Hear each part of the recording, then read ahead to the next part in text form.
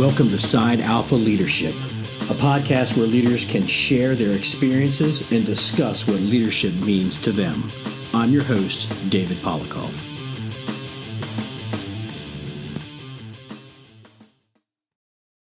Hello and welcome to this month's Side Alpha Leadership. I'm your host, David Polikoff. On the line, I have my dad, the second family member that's ever been on the podcast. The first one that I ever did was with my wife, Cindy. But he's a pretty interesting story that, talks about making his way through between growing up in PG County and living abroad because with his mom and dad or my grandparents, and then getting into the fire department and what he did. I think it's a pretty interesting story. So without rambling on like I do, Michael, Dad, Mike Kerr, Yes. Welcome to the show. Thank you. Thank you. It's Mike is my name that I have all my friends call me.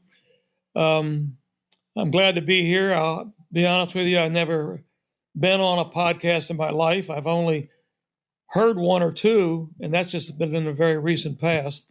Of course, it's all mine that you've been listening to, of course. Of course. Of course. I've been interested in the fire service since I was about 12 years old. Just a quick overview. I was in the fire service in Greenbelt, Prince George's County, Company 35. I was in the Washington, D.C. Fire Department for 6 years. I was in Montgomery County Fire Department for about 18 years. I was in the Navy. I was in Vietnam. I rode motorcycles for 35 years. Anyway, that's my life story. Okay, that's it. Let's wrap it up. No, I'm just kidding. Right. My interest in the fire department started when I was very young. I was in elementary school, and every October, all the schools in my town, which was Greenbelt, Maryland, Prince George's County, many years ago, back then it was a very small town, they had a fire prevention poster contest every year. So I entered it, and the prize was the local fire department came down, and they had a very old Howe, Howe, fire truck. I think it was in a 30s type thing, but I don't know the year exactly. And people who did well in the poster contest got to go for a ride in the fire truck. There was no hose in it or anything, of course. Well, one particular year, I actually won the poster contest, and I got to sit up front and blow the siren, ring the bell as we rode around the town. And that pretty much started my interest in the fire service. Actually, it's more of an interest, it became a love. But then as I got a little bit older, my best friend, Skip Bingham, and I, the old Greenbelt Firehouse used to be down by the shopping center. And there was no career people at the time. So every time they had a fire or a call, they had to blow the siren. There was one siren in the northern part of town. There was a siren on the firehouse itself. So the siren would blow, and my friend Skip and I would get on our bicycles and ride down to the firehouse. Well, naturally, I think we were about 10 or 11 maybe. Naturally, back then, as it is today, you don't want a bunch of kids hanging around. But they came to depend on us in a way. We'd turn the headlights off, the cars that came in. We'd sweep the floors. And we just loved the fire department. And moving on, they moved the firehouse to a brand new facility where it is now, actually, on Crescent Road. It's a beautiful facility. And that was even closer to my house. So I continued to ride down. And finally, the chief of the fire department at that time, who was Vince Dutton, decided, well, we're either going to have to, from a liability point, we're going to have to either get them in or get them out. And he created a thing called junior associates. And my friend Skip and I and Vince's son, Mike Dutton, and his other son, Dick Dutton, were the first few junior associates. We still did the same thing because they still didn't have any career people at that time. We swept the floors, turned the lights off, shut the doors, et cetera, et cetera. But so that was my beginning in the fire service. It's funny because it's almost identical to me. Obviously, my love for the fire department started probably when I was like 4. I barely remember. I remember Mom telling me that she used to take me down to Greenbelt. I guess when you were there, and the dog they used to have, Pepper, used to just kind of drag me around the firehouse. That was when I was 4. But I remember, obviously I joined Greenbelt because they had the junior program, even when I was 12 years old, and did the same thing, swept floors, mopped floors, cleaned the bathroom, shut the doors when they ran calls, stuff like that. So it's the same, same footsteps of being in the department, like how you started. And Mimo and Granddaddy still lived obviously in the same house. So I remember being able to walk down the path when I'd spend the weekends with them so I could do my junior associate duties. Yep. So it's now I'm not sure if they still have the junior program in Prince George's County or not. I know we do up in Sykesville, and the whole goal is to bring these young kids in, get them interested in the fire service, get them hooked, and have them stay because volunteers are still very much needed. So it's interesting to know that I walked in your same footsteps in the same firehouse at the same age. Doing the same thing. So and we talked about offline, I always tell everybody I'm a 3rd generation firefighter, and naturally everybody thinks that you're a 2nd generation firefighter, but that's not true. So kind of go into how all that played out. Well, it's funny because you're right. Even I was the numbers, the progression was a little backwards. Greenbelt at the time, when I first got into the new firehouse, like I said, they called it junior associates. It was from age 12 to 16. Junior members were 16 to 18, and there was only allowed 10 junior members. And my father, Russell, his name is actually Emery, but it was Emery Russell. I used Russell. When I was still a junior associate, my dad got interested in it, and he actually joined the fire service joined Greenbelt just as I was becoming if I remember correctly, just as I was getting ready to come into the junior membership. Now, junior members were allowed to ride, but they could only ride the back step. Yes, I'm that old. And you could only have 2 junior members on a piece. And on an ambulance, you had to ride shotgun. But my dad joined, and he came to love it as much as I did.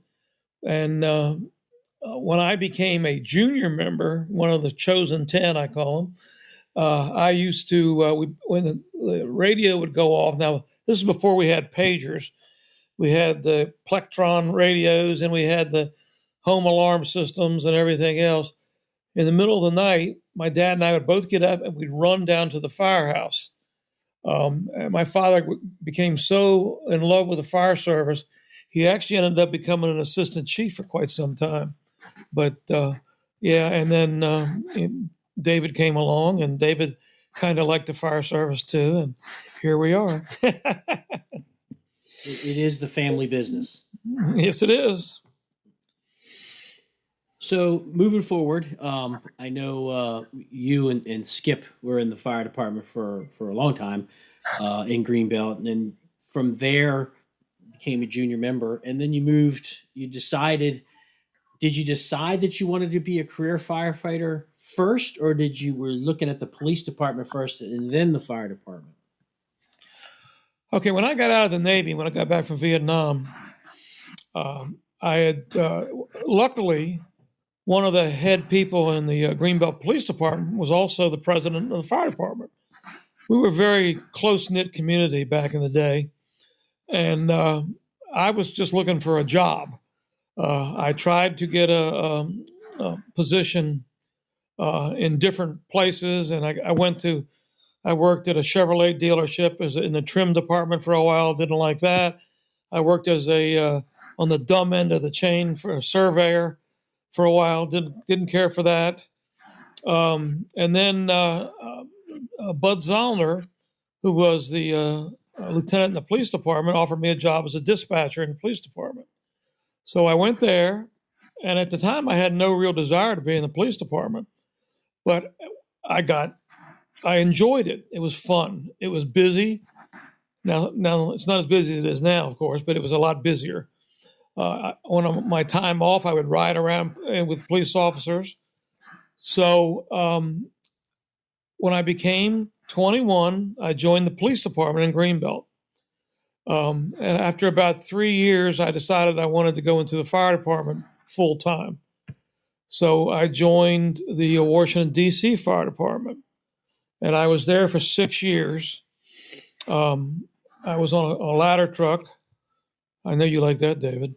And I was. You were on a tiller truck. I was a second Tillerman and second truck driver. Yeah, that was 12, fun. Right? Yeah, truck 12. Now, which wasn't very busy. That's a funny story behind that. Real quick, found out I was going to Engine 20, truck 12 in D.C. Everybody says, "Well, I see you're going to retire before you even start," because they weren't very busy. They were on Wisconsin Avenue and Nebraska Avenue, not a real busy area. It's the upper northwest D.C. Yeah, upper northwest, exactly. The very first day. Now, back then we worked 3 days, 3 nights, 3 off. First day I got there happened to be, I think it was a Wednesday. That was hose change day. So naturally, being the rookie, me and the other next rookie, we had to go up in the hose tower, and we were the ones that pulled the hose up, let them down, et cetera, et cetera. Well, no less than 5 times when I was in that hose tower, we got alarms, calls. Now, back in those days, we had pull boxes out on the street. And so you had to run down the steps out of the hose tower to the bunk room, slide the pole, and get on the apparatus. At that time, the truck minimum staffing was either 5 or 6, never less than 5. So because I was the junior person on the ladder truck, I was either riding the hook or the axe. So that first day, like I said, we had 5 alarms. What's really strange was we also had 3 fires. Back then, all the incinerators were a big thing in Washington, D.C.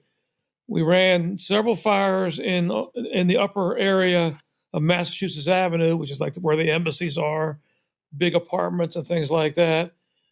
And then we also ran a house fire in the upper northwest up off Connecticut Avenue. So by the end of the day, I think we'd had 7 runs and 3 fires. And when I got back to the firehouse at Greenbelt, I said, if this is slow, I just can't hardly wait to a fast day. Right. But it was interesting. And we didn't, it's funny because for the next 3 or 4 shifts, we didn't turn a wheel. That's the curse and the blessing of being in the that part of DC. But even I did my tours in the ritzy area of Montgomery County, where even though you don't run calls at night, you're still getting paid. That's the blessing. The curse is you get a little bored. Oh yeah, yep. So with boredom creeps in, then you start getting into some trouble, some shenanigans. I know there was at least a few times that you'd had some things going on. I remember one time you were telling me a story about somebody had spilled some soda in the kitchen and nobody was going to clean it up, so you waited till the ants came or something of that nature. That rings a bell? Geez, I don't even remember that. Was that at D.C.? That was in D.C. Yeah, we had a very small kitchen, but we had a Tillerman who was an outstanding chef, and we also had a wagon driver who was a good chef. Now, I don't remember what you're talking about, but I don't doubt that it happened because they were a fun group, And to be honest with you, even though it was a slow house, these guys were incredible firefighters. The Tillerman, who had been there for quite a while, actually grew up in that area. He used to go hunting, that's how old he was, up off Brooksville Road, right over the Maryland line from D.C. And I remember it wasn't too long after I started, we ran a fire in an apartment building on Massachusetts Avenue. It was a long apartment building. No standpipes, no sprinklers, no nothing.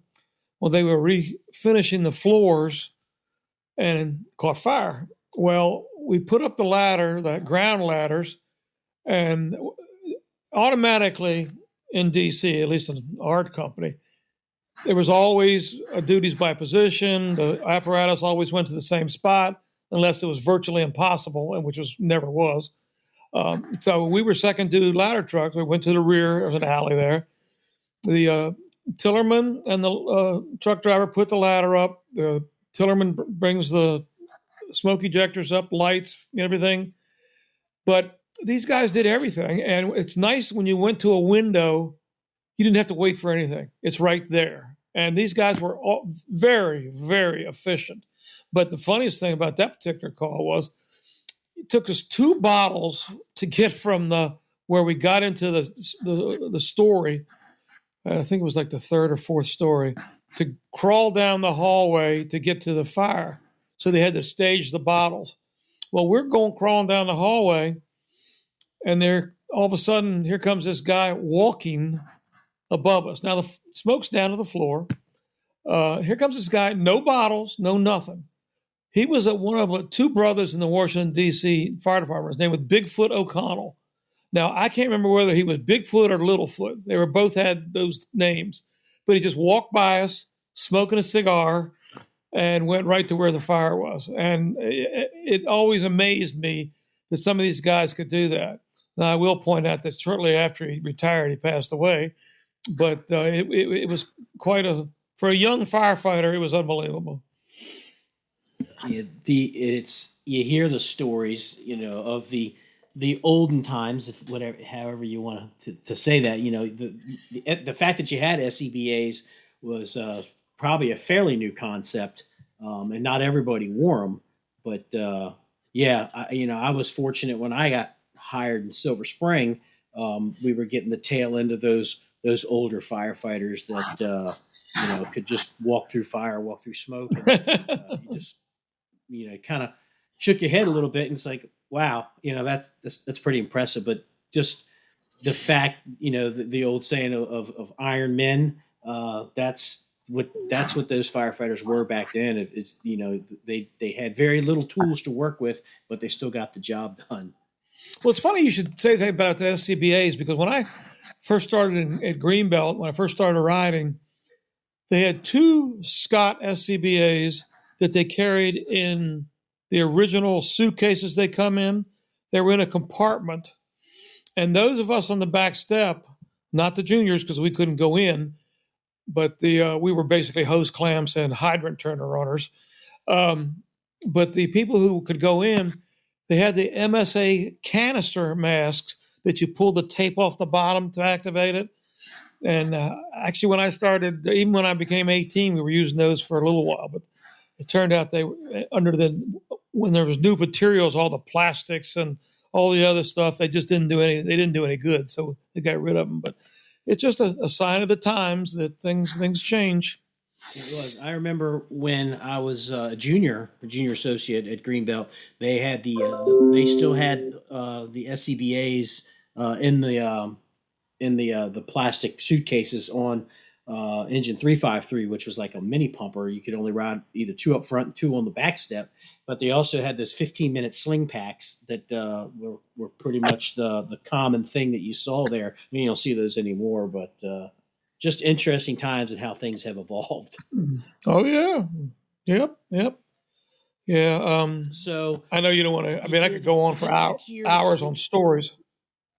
Oh, no, the stories are cool because, you tell I tell people when I joined the things that I used to do, you'd get fired for now. You can't do anymore. But, I know the things that you did. People would look at you now and it's like, that's crazy that you would do stuff like that. But I know. Go ahead. No, when I first started driving the apparatus, we had two American LaFrance pumpers, and I don't remember the years, but the one old 353, not the one you're used to, the old 353 was an American LaFrance. I don't remember the year, but it was on. Neither one of them were automatic transmissions, but the older one was non-synchromesh. So you had to double clutch it. You had to, if you didn't do it right, you look like an idiot and stand in the middle of the road. You couldn't get it in gear. So, but I had two guys who taught me how to drive. They started out as volunteers and became one of the first two paid people in Greenbelt, Frank Bequette and Vernon Isley. And they taught all of us young guys how to drive. And we actually learned how to drive 353 using no clutch at all, just using RPMs. So that was interesting. The story I actually wanted to tell you was one time we were going on a fire in the middle of the night to Pumpkin Hill Apartments in Laurel, Maryland. Now, Pumpkin Hill Apartments, for anybody who doesn't know, I don't know what they're like now, but they used to be, what's a nice way to say this? Wasn't exactly the best area. No, and for the people that are listening to that South Laurel Drive down off of Merkirk Road down that way, it was called Pumpkin Hill. I know it changed names, but a lot of the older PG County guys, Laurel and Beltsville guys, know them very well, and it was a good place to catch fire. Yeah, sure. That's a nice way to say it. Well, in the middle of the night one time, we used to go up there all the time. I don't think we were doing single pull then. I just think we were like the fourth closest fire department because Laurel Rescue did not have fire apparatus at that time. They do now. But it was Laurel, I don't know who else, Bowie probably. Anyway, so we were in the middle of the night, the alarm went off. I was asleep. I was the driver on the wagon. The guy who was riding officer, his name's Bobby Parrish, who has since passed away. His brother is Billy Parrish. He actually retired from Virginia Fire Department, I think. Anyway, so we're driving. We had to go up the Baltimore-Washington Parkway. It seemed like for miles. Well, it was for miles. It was almost, it was into Laurel. So just as we got off the ramp to go down into the area to get to the apartment house, they canceled the call, which was not unusual. They did it almost all the time. It was usually food on the stove or alarm bells or something. So as we go down the ramp, they cancel us. Well, I don't know why they built this apparatus this way, but the Federal Q brake button was right next, and I mean right next to the engine cutoff button. So Bobby Parrish, middle of the night, still half asleep, reaches over and turns the engine off. Now it must have been 352 because 352 did have power steering. So we're going down the ramp, no power steering, no engine, no nothing. So I was lucky that I was able. It was like I said, it was middle of the night. I didn't quite make the stop at the bottom of the hill, but I was able to make the turn by manhandling the turn. So had a good laugh on that one. So things happen. I mean, there's probably a million stories if I started talking about it, but we don't have that much time. So go right ahead, David. No, and it's funny because a lot of people that listen to the show, a lot of the younger guys that came in the 90s and 2000s, they'll never know the joy it is to actually drive a manual fire engine. And I talk about this all the time. The accidents that we have with fire apparatus now is unbelievable. We're wrecking fire engines all the time, and I draw a straight line to the fact that once the fire apparatus went to automatic, anybody could drive it. But back in the day, when you had to drive something that had an unsynchronized transmission or a split rear, you had to know how to drive a fire engine. And not only did you have to know how to drive it, you had to calculate 3-4 steps ahead down the road of when you're going to have to downshift, when you're going to stop, what is that traffic going to do? You didn't have power brakes back then. Nope. You downshifted, you slowed yourself down. You relied on your Jake brakes, which were way better than the Jake brakes that we have now. When you knew how to drive a fire engine back in the day, for lack of a better statement, you knew how to drive that fire engine, and Oh it yeah. was an art. And you'd have guys that could not only wheel those fire engines, manhandle them if they had to, but get on the scene and just could do different creative pumping. Everything was, there was no electronics. Everything was cables and levers. So if something broke, you always had a way to circumvent whatever was broken to still make sure that the guys had water and could do the job. So Yep. it was a different time back then, Oh yeah. and unfortunately, nobody will ever recognize and understand that it was a different time, and it was a different fire service. That's So true. you stayed in DC for about 6 years. You left, and I remember this conversation because it was at the dinner table, and I know you probably don't remember, but I we were hope I eating remember dinner. And you it. told us, we were all sitting at the table, that you were thinking about leaving the fire department, that you wanted to become a police officer. And I know there was some uh, reasons for leaving the fire service back in the 70s, the early and mid 70s is nothing like it is now. There was a lot of, people talk about racial tensions in the fire service now. They'll never understand what it was like back in the 60s and 70s, and it was an uncomfortable time. But I remember sitting at the table and you made that announcement. Whether mom knew you were going to make the announcement or not, I think you talked about that you were going to move on to. I would say yes, you did. You all did communicate that you were going to be in the police department, but you still never left the fire department, because at that time we were living in Montgomery County. We had left PG County and we moved to Spencerville, and you were still working for DC when we lived in Spencerville. So let's talk a little bit about, you moved on to the police department, but also how you ended up. You were still a member of Greenbelt, but you ended up joining Burtonsville. So what was the push behind that of joining Burtonsville? Was it as simple as it was the neighborhood fire department and you wanted to be closer, or was there something else that pulled you to it?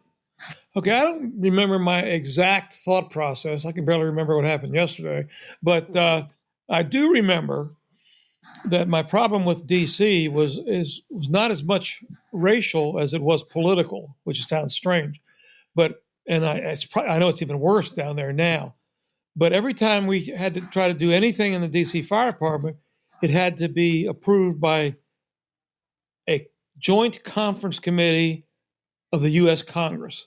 Now, it's even harder now, but back then it seemed ridiculous. We couldn't get a job, we couldn't get a raise, couldn't do this, couldn't even get apparatus half the time. The other part of it was, I found after I was there for 6 years that I really had no desire to move up, to move forward. I'm not a big fan of politics in public safety. And you know as well as I do, David, I mean, you're a chief, you've been a chief, that you have to walk a very fine line to deal with the politics in public safety. I don't care whether it's fire department, police department, whatever. Even in the military, as you get higher, it becomes all political. So anyway, we moved to Spencerville, which is a suburb of Burtonsville, which is kind of a joke. But it was only 3 miles, 4 miles, if that, from the old Burtonsville firehouse, which was on Route 198, about a half a mile, a quarter of a mile from old Route 29. I can tell you for a fact it's exactly 2 miles from our house to the front apron of Okay. Station 15. So it's exactly 2 miles. Because we used to drive that quite frequently to get Quite to frequently. So, Yep. Back in the olden days. two, I was 2 miles. like, And the little funny story about Spencerville is when I tell people, yeah, I grew up in Spencerville, they're like, well, where's that? Well, it's right outside of Burtonsville. And then usually it's either like, oh, okay, or where's that? And it's like, you know where Laurel is? Yeah. Well, it's near yeah, Laurel, yep. but it's not PG County. So Nope. Tri-county area, Howard, Prince George's, and Montgomery. Yeah. It's funny because the first time before I even joined Burtonsville, matter of fact, I think it was in the first few days. I went down to the Burtonsville firehouse just to see what it was like. And we were having in the middle of a it was either a hurricane or almost a hurricane. And Burtonsville had been just dispatched on a call in Laurel. And the squad was going, old squad 15. And one of the guys, I told him I was a member of Greenbelt because I still was at the time. And, rules and, well, he's not a member, blah, blah, blah, were a little bit more lax back in the old days, or as I like to call it, back in the way back. And they said, yeah, jump on. Here's some gears that'll probably fit you, jump on. So I got in the back and rode all the way to Laurel, downtown Laurel from Burtonsville. That's a pretty good run, especially in the old days when old 198 was all it was a 2-lane road. It was very windy. And yes, and I don't remember anything about the call, but I just remember that they invited me to go, and I ended up joining. And I was my wife, your mother, was a little upset when I got back because. Come to find out, the house we just moved into, the roof was leaking. So, yeah. So, but there was, when your mother married me, she knew that the fire department was always going to be there. So we made allowances. And we've made it almost 50 years. So I guess it must have worked out pretty good. Right. And that's what I tell people. I was like, I tell Cindy, we joke around all the time, because with the fire department, all that stuff. I say, you knew what you were getting into when you got married to me. That's right. So the fire department was there before you were.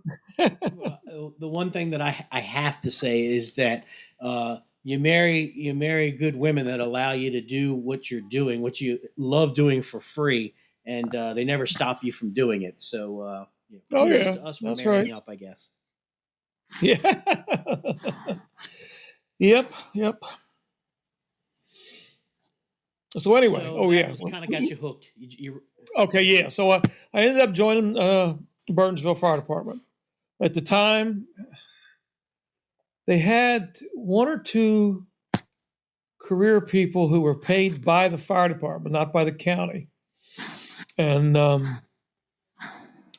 everybody got along very well. Any fire service, anybody who tells you there's never any friction in a fire service is either blind or lying. But for the most part, it was a great experience. I enjoyed it. Some things later on came in that I stepped away a bit, not completely, but I stepped away a bit and then came back to it later on. And I want to talk a little bit about that. When you joined, obviously you had already had your training from Prince George's County in the state of Maryland. We all go to the Maryland Fire Rescue Institute. We get our classes, and you can pretty much ride anywhere in the state. So obviously you were allowed to ride the apparatus right away, and you joined. I know they pushed you to be the training officer. Let's start where you became the training officer, and then what some of those watershed moments that kind of shaped you moving into the direction to eventually being the chief. Well, that's another interesting story. Anybody who's not familiar with Castle Boulevard, it's all apartment buildings, garden apartments, and there's been some very interesting and large fires in that area. It's off of what's the name of that road, David? Briggs Cheney. Briggs Cheney, right? Yeah, off of 29. Yeah, 29 Briggs Cheney. It's a very large development. Well, I was not anything in the fire department at the time except a driver. And we had one day we had a 3-alarm fire at Castle Boulevard. Now, the chief at that time, who was definitely old school, Charlie Snyder, very nice guy, very old school, pretty much set in his ways. But he was on the fire, and the good thing about Charlie was, one of the good things, is he wasn't afraid to ask for help. When he got there and he saw this entire row of apartment buildings on fire, by the way, they had a common cock loft, so starts in one end, goes all the way. Right. And he said they got the fire out, obviously, to save the sky, and he after that he was urged to maybe do a few things to the fire department to get them more into training and things like that. And I don't remember whether it was him or somebody else in the fire department said, that's the first third alarm fire we've ever had. Oh, excuse me. He, wait a minute. He said, yeah, you're right. Or he was the one that said, I can't remember. It wasn't a week later, we had a second third alarm fire 3 buildings away in that same development. So I was on that one too, and I got up in the rooms and helped some people out and things like that. But do what we did. So right after that, Charlie comes to me. See, I didn't have enough training at the time for Montgomery County to become a chief. But Charlie said, I want you to be the training officer for Burtonsville. I'm giving you a free hand, and I want you to work to become an officer. So I started taking I think I went firefighter 3, officership 1, officership 2, tactics, whatever it was, everything I had to take. And at the same time, I started doing more policies for training. Now, up to that time, they had a rule book, but instead of changing the rules, they'd put a memo on a clipboard. Okay, this as of this date, such and such is going to change, blah, blah, blah. It was never incorporated into the rule book. So if a rule came up or a change came up you didn't like, and I know this happened at least once, and probably more than that, somebody went back in the clipboard and removed the paper. So we were able to, with some help, I was able to start getting hard and fast policies, procedures, training. You can't ride unless you do this. You have to. It was almost like an ongoing OJT type thing, but that's how I became training officer. And I remember, I think was the first Castle Boulevard fire. Was that the one that was in the middle of the night? No, I thought they were both during the daytime. I know the second one was in the daytime, but I think the first one was too. Now we've had lots of fires at Castle Boulevard. Some of them even bigger than ones I talked about. Well, I remember we had a large fire. I don't remember where it was. This was even before I was a junior associate in PG. And of course, Mom was part of the auxiliary, so she was part of the ladies' auxiliary. And I remember, obviously, you had gone out for the fire, and then Mom waking me up in the middle of the night because she had to get the canteen out, took me to the firehouse, and that was the first time I ever slept in the bunker room. Yes, while she got the canteen together. I remember that. Things were different back then, but that was the first time I ever slept in the firehouse. And and I remember the second Castle Boulevard fire because I remember Mom taking me over to Paint Branch High School, and we watched it. It was like right across Route 29. And we watched that thing burn and, fire going through the roof. So obviously Charlie was, like you said, old school, but he did not have the bandwidth to handle these large fires. I mean, Burtonsville, the fire department was started because lightning struck a barn back in the 40s, and that's basically the birth of Burtonsville Fire Department. And Burtonsville Fire Department was it was a one-horse town. I mean, other than having Castle Boulevard, it was just some houses. And, that's I remember it was pretty country. I remember when we got the McDonald's, in Burtonsville. I was a volunteer at the time, so it was very slow country back then. But having these large fires, I know Charlie wasn't capable of getting his hands around something like that. And kudos to Charlie. Obviously he's passed on a long time ago, but recognize that he can't handle that, and he needs. That's exactly right. That's exactly right. And so from a leadership aspect, it's there's a lesson to learn in there that you don't know everything, and if you need help, you ask for it. You don't fake it. And he didn't. And, he asked you to be the training officer. You got your training. You were the training officer for a while. And I remember coming up on drills, you would, have drill nights, and you would take me up to the firehouse before I was even a member. And I know they did a lot of training up there when you as the training officer. So when did you decide, or when did Charlie decide that it was time for you to move forward? Well, I don't remember. Obviously, I don't remember the exact year or anything, but I I went through, like I said, I went to firefighter 3, officership 1 and 2, I think, uh, and I took tactics, but I may have taken tactics after I became a chief. But anyway, Charlie came to me one day and said, "I want you to be deputy chief."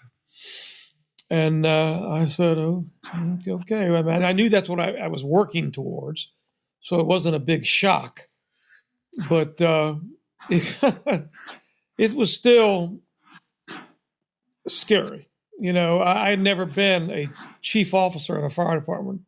I'd been drivers, I'd ridden officer on fire apparatus, but it's a big difference handling the whole fire and just handling one piece of apparatus and 4 or 5 people. So yeah, I became deputy chief, and I'll tell you what, the career people at that time. By then we had 4 or 5, maybe I think 4 or 5. Mike Dean, Richard Leapley. Now he'd been there for a while. George Wade, a few others that I can't remember their names. Darn it! But they were very supportive. They weren't. You hear all these horror stories. And I got to be honest with you. I never had an issue with a career person other than a minor possible personnel issue. But as far as him not doing what I asked him to do, basically, trying to sink my ship, never had that in my entire volunteer career. So,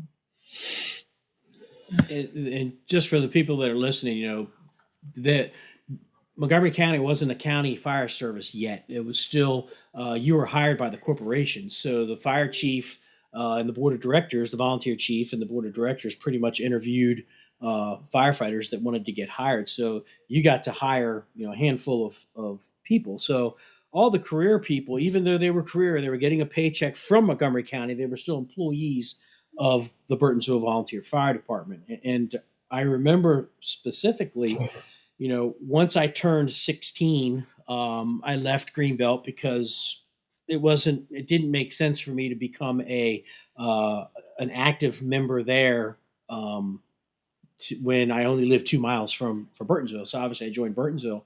But I remember the relationship between the volunteer and the career was really good. I mean, there was little minor things here and there. It's everywhere that you work.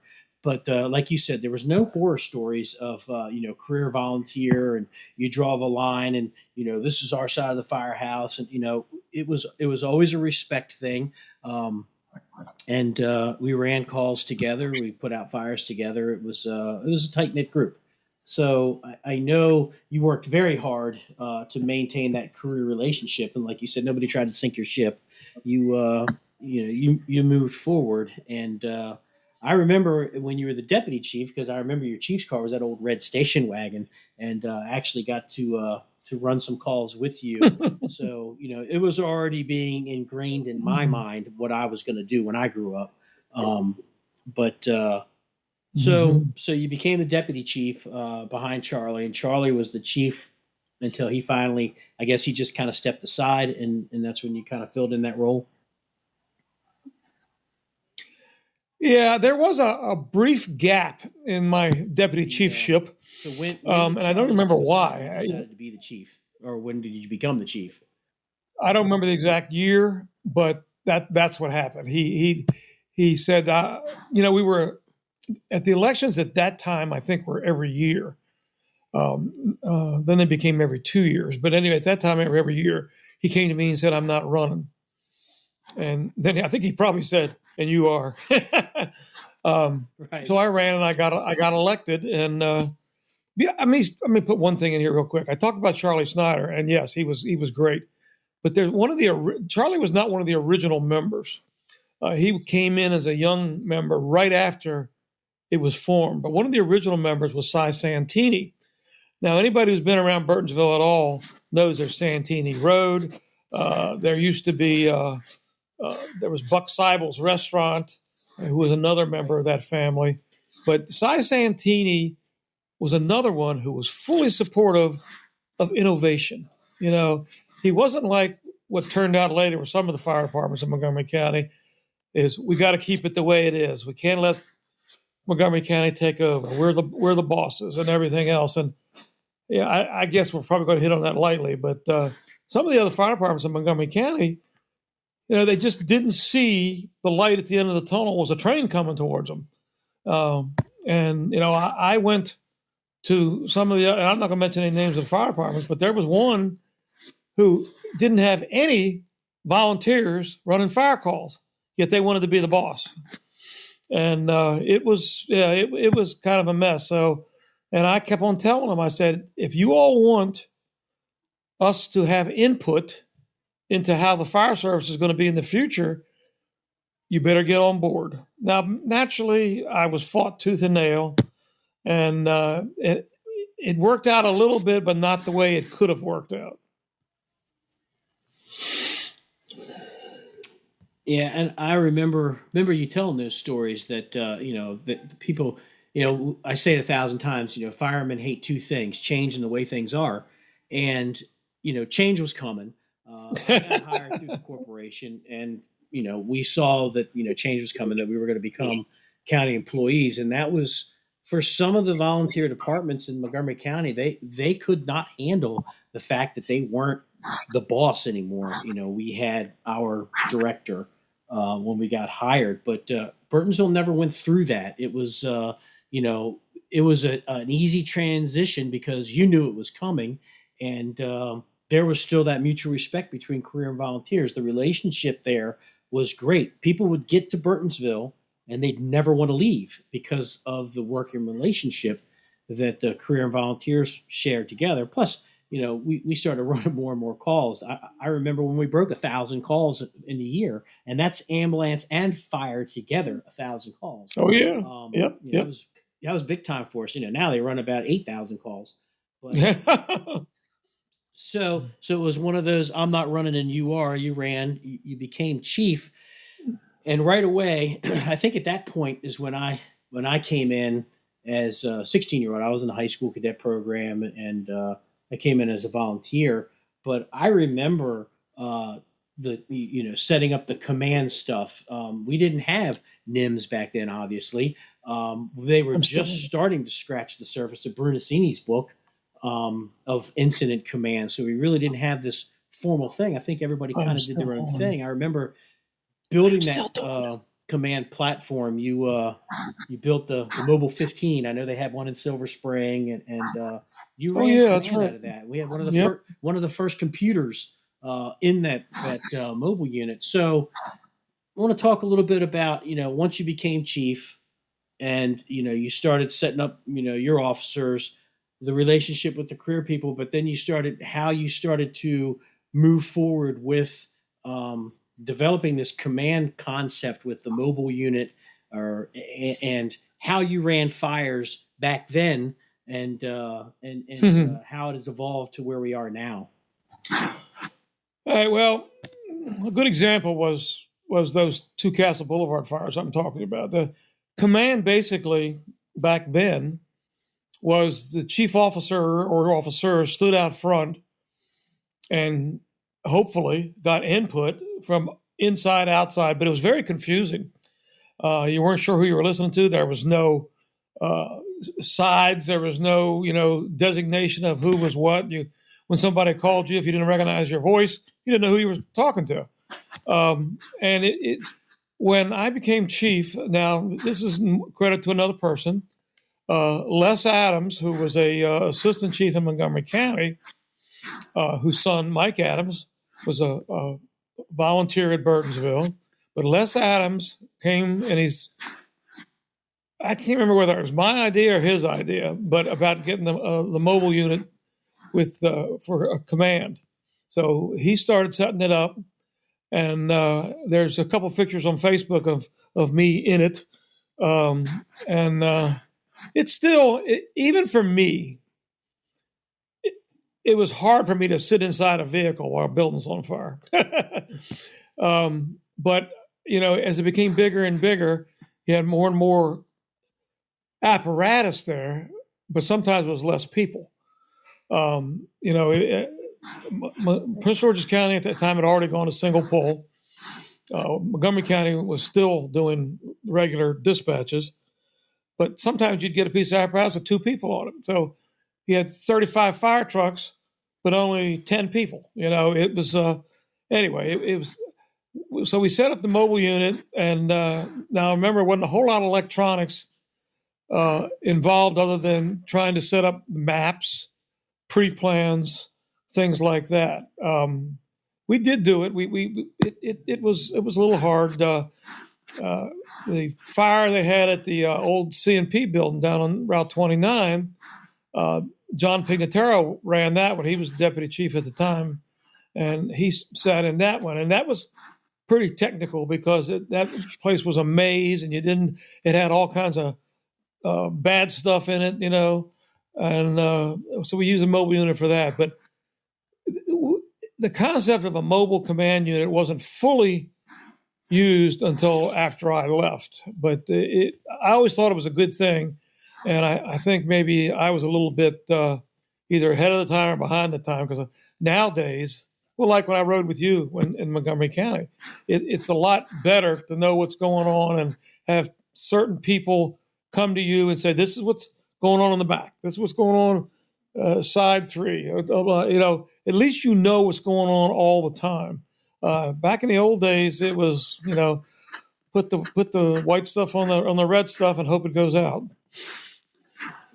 Yeah, and I remember the CMP fire, believe it or not, that was my very first fire of actually putting a bottle on and going inside. And I came on the utility with a couple other guys.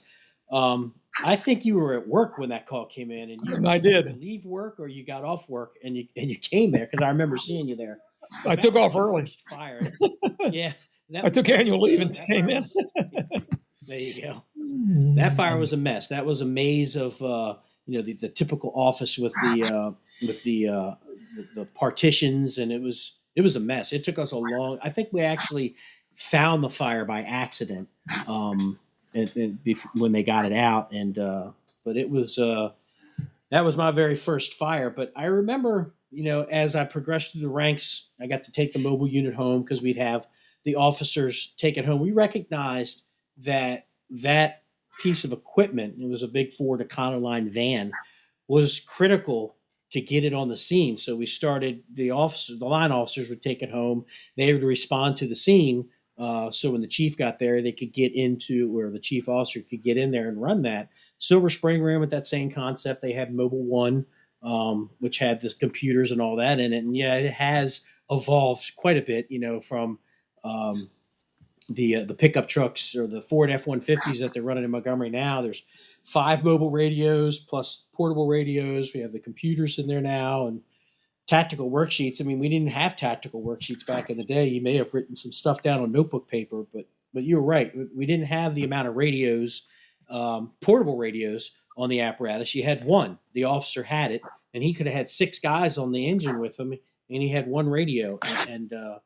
Yeah, so there probably wasn't a lot of talking on the radio because there weren't as many on the fire ground, but you didn't know who you were talking to. It was difficult to, get an idea of, where are you in the building and what do you have and what's going on here. And looking back, it's just like, I think we were lucky in a lot of aspects that, we didn't get jammed up and get hurt because it was difficult to really keep accountability on the fire ground versus what we have today. But also the building construction was a little different back then. But you didn't have pass devices either. Right. We didn't have pass devices, and we had the old 2.2 Scots. We didn't have the high pressure Scots like we have now. Were you running? I'm running a member when Speed and Sport. I was not a member yet. I was in 10th grade. Okay. So I didn't become a junior. I didn't get into the high school cadets until 11th grade. Okay. I was there because Mom had to get the canteen out. So it was like, hey, get dressed for school. We have to go to this fire, which was like 3 doors down from the firehouse. Yep. And, so I remember dressed. There's a picture of me leaning over John Ray. He got hurt, and I'm in my school clothes. And then from there, Mom had to take me to school. I smelled like smoke the whole day. I wasn't in the firehouse yet. I was still a junior member in Greenbelt. But I was there. That was a pretty spectacular fire. Also, it That was one was a of those. spectacular. That was my first big fire as chief officer, and We thought we may have lost some people on that one I when that know. thing flashed up, but As it turned over, it wasn't as bad as it looked from the outside. Somebody or somehow a hose or somebody knocked over a drum of solvent, and that's what blew. But nobody actually. You said John Ray got hurt, but I don't think he got burnt. Did he? Got no, injured. cut by glass. Yeah, exactly. But that one picture that was a spectacular fire. That was a heck of a fire. Anyway, all right. Picture. It's one of those ones that would be on the front of Firehouse magazine. Exactly. So you stayed chief for 17 years. You took a break, but I think you were chief for 17 years. I want to say you're still the longest running chief in Burtonsville's history that had been chief officer for the length of time that you were. Yeah, I was the longest serving chief. Now that's both deputy chief and chief. I was longer as the chief than the deputy chief, but yeah, it was something like that. But it was, it was a very rewarding time. The time we moved from the old firehouse to the new firehouse, and right in the same period of time, Montgomery County became the boss, and we had a lot of new people in the county fire service who unfortunately thought everybody was like some of those other fire departments. So there was a little bit of stress there involved in convincing them that this is Burtonsville, this is not so-and-so. It was, I remember you stayed chief and your goal was to be the chief until you moved to the new firehouse. And then you stepped down, because you ended up selling the house. You and Mom moved to Southern Maryland, but there was a lot of, I want to say a handful of years where the relationship at Burtonsville between the career and volunteer was bad. Yes, it was. And that a lot of that was there was enough blame to go around. But it got to the point where you couldn't keep career people there. They would get there. The relationship between career and volunteer was just horrible, and they'd leave. And it ended up becoming a dumping ground until finally, I think, and I know Tammy had called you several times, asking for advice and, what can we do? And it took some time, but I think Richie Bauer was the county fire chief at the time. He finally sat down and said, enough's enough. And instituted some change. We got some bad wood, or whatever you want to call it. Some bad seeds out of there. And Burtonsville struggled a little bit, but they got back on their feet, and the career volunteer relationship there is really good. And I can proudly say, being in the 1st Battalion, which is where Burtonsville is located, the 1st Battalion is one of those battalions where if you work there, you either love it or you hate it in the 1st Battalion. And the people that love it, when they get promoted and they have to leave, they work their whole career to get back to the 1st Battalion. So you get to the point now where you actually have some of the same captains that have been assigned to Burtonsville that have been there for years. And that was unheard of for the longest time. So and that's a credit to the perseverance with the administration, as well as the operational volunteers that are there and the career people, because I know that the career people that were assigned to Burtonsville truly wanted to be there, but they wanted to see change. And I know that there was a lot of meetings between the senior staff of the county and Burtonsville and the career people that things needed to change, and it did. But I know for the longest time, it almost broke your heart to see what Burtonsville was turning into. But I think that that smarter heads prevailed, and they pulled it back to not necessarily what it used to be, obviously, because they're running thousands of calls a year, but a place that people truly want to be there. It's not a punishment to be there. It's a gift to be there. Yeah, that's exactly right. And you mentioned briefly Tammy. Tammy Bulla was instrumental in trying to hold that fire department together, and she succeeded. and her and the current fire chief, who I can't remember his name right this second. Mike Ryman. Yes. He worked very hard also, and he's very stickler for the rules. They brought me up one time to serve on the promotion board for volunteers. I briefly, and I'm not going to mention any names, but there was like 5 or 6 volunteers who had been in Burtonsville for years, who all of a sudden decided they weren't going to go along with Montgomery County. And they caused a lot of problems. And that's when Tammy called me. I was already in Florida. I was down here. And we talked back and forth, and I gave her some advice. And she basically, she wanted to know whether or not she was doing the right thing, and she was. And I complimented Richie Bauer and the Montgomery County Fire Service. To me, they were more patient than they had to be. They could have come in and said, "Okay, we're not putting up with this crap anymore," and that's the end of it. But they were very, very, very receptive of the majority of the fire department trying to come back. And like you said, it has come back. I'm not sure about how many actual people run fire calls, but I know the EMS side of Burtonsville is about 5 times as strong as it ever was.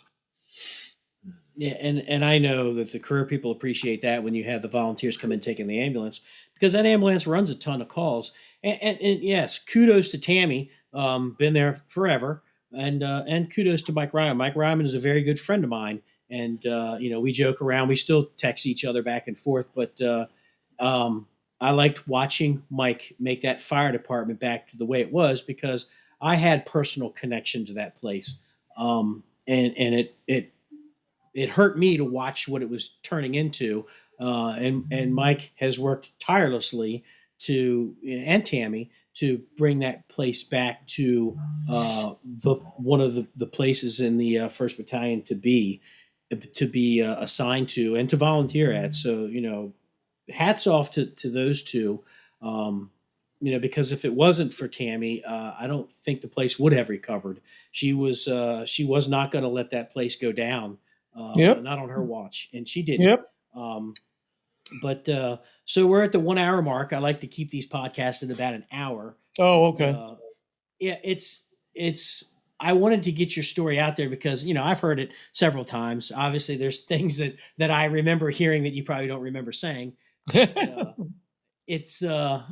it's shaped me to who I am, and to follow in your footsteps and stay on the career side. I never had the patience to be a police officer. I'd have probably gotten fired within a year. But to stay in the fire service and to move forward, there were lessons that you had put out there as the chief, and your patience, and because there were a lot of young kids running around Burtonsville, and sometimes it was like herding cats. Believe me, I was one of those cats. Well, I'm proud to say. I'm proud to say that I'll bet you 85 to 90% of those kids that were running around when you were there all became career firefighters, and many of them have retired.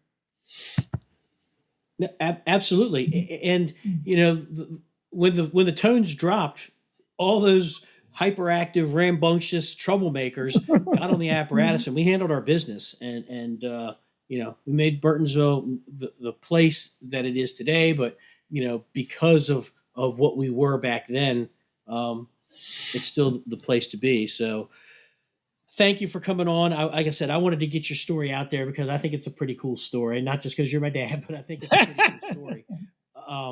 And I think that people need to hear the past, and people from that are in Montgomery County or in Prince George's County understand a little bit of the history of where things were and what things were and how they were. And Prince George's County, I don't think you'd recognize it anymore. It's way different than it was even when I was volunteering back then.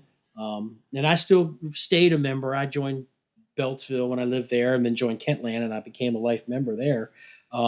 But it's not like it used to be, but no places are. They change, they move forward. But with that, again, thanks for being on the show. I appreciate you taking the time down there in sunny Florida to give me an hour just to let people hear your story. Well, I really enjoyed it. And, if you ever decide you want to hear any more mostly true stories, let me know.